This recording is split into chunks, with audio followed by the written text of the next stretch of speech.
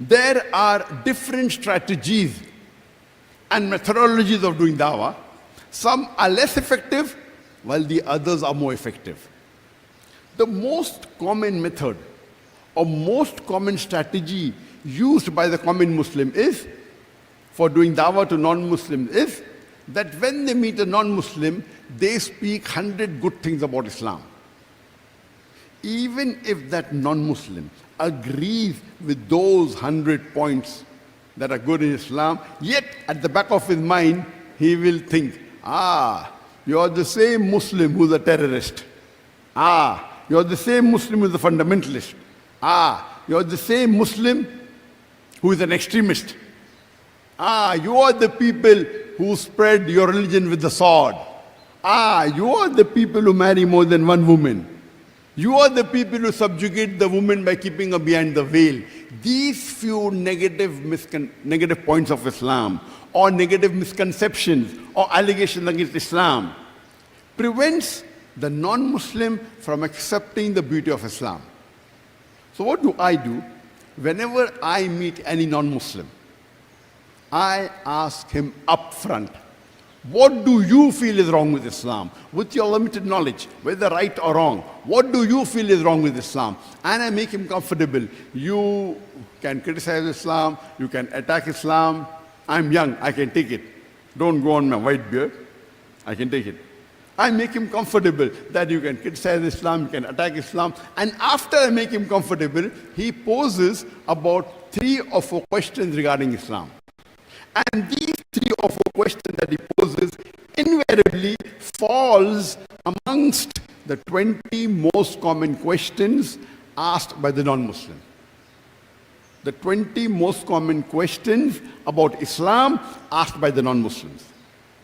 I've been in the field of dawah for more than 30 years.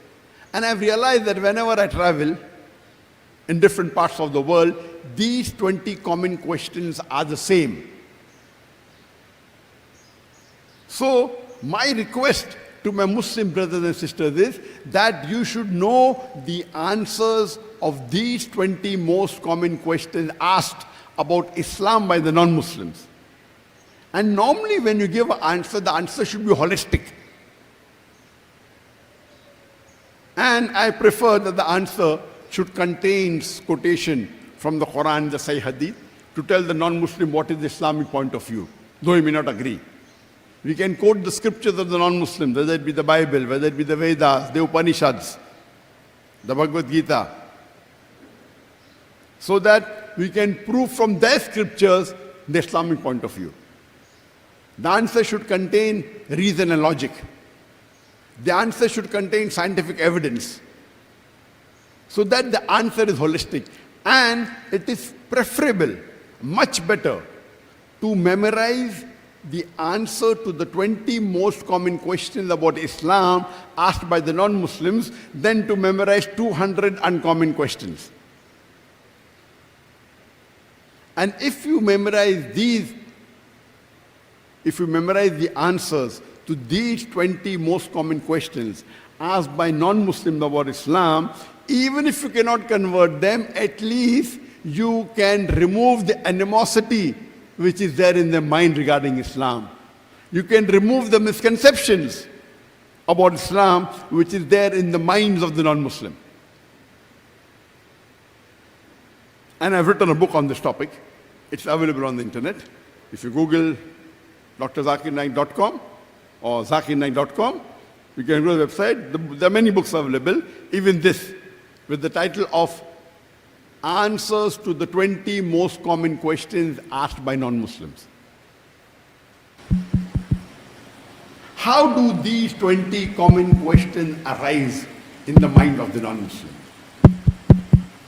Depending on how the media portrays Islam, these 20 common questions keep on changing. Today we find in the international media, whether it be the international newspapers, the international magazines, the international radio broadcast station, the international satellite channels, whether it be the social media, we find there is virulent propaganda regarding Islam. We find that the international media is bombarding misconceptions regarding Islam. And depending on how the media portrays Islam, these 20 most common questions keep on changing.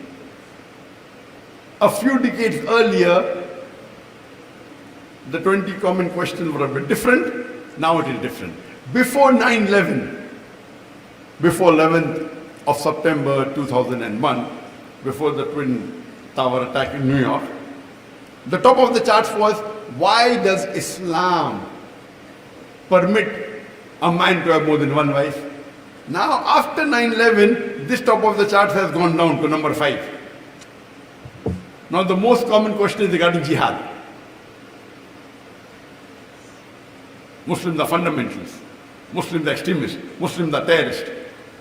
So, depending on how the media portrays Islam, these 20 most common questions, the order may change. Couple may be added, some may be removed. So every few years, it may change. But the common questions are normally the same. Wherever you go, I have traveled in different parts of the world, whether it be America, whether it be UK, whether it be Singapore, whether it be Europe, whether it be Saudi Arabia, whether Pakistan, whether Africa, whether Nigeria, whether Kenya. These 20 common questions regarding Islam among the non-Muslim is the same. There may be an additional 1 or 2 questions depending upon the society. Like if you go in the Western society, they may ask, why does Islam not permit the Muslims to take interest? Additional. But the 20 common questions are the same. There may be an additional 1 or 2 questions depending upon the surrounding, depending upon the society. But the 20 common questions remain the same. So if every Muslim memorizes the replies to these 20 common questions, with quotation from Quran and Hadith, with quotation from the scriptures of the non-Muslim, whether it be the Bible, whether it be the Vedas, whether it be the Upanishad, whether it be Bhagavad Gita, then give the reply with reason and logic, and fourthly with scientific evidence. Inshallah, you'll be able to convince many non-Muslims